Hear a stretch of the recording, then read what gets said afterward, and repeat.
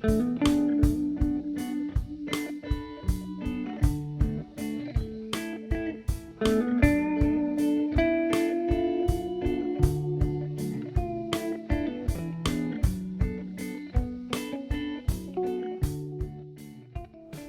periodisme no ha canviat.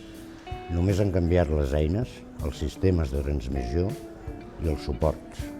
Han passat del llapis i el paper a portar el món i la biblioteca d'Alexandria en dispositius mòbils.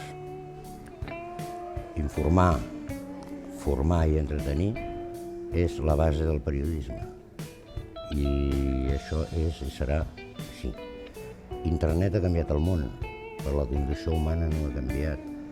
I la societat sempre demanaran informació, formació i entreteniment. El periodisme ni es crea ni es destrueix, només es transforma.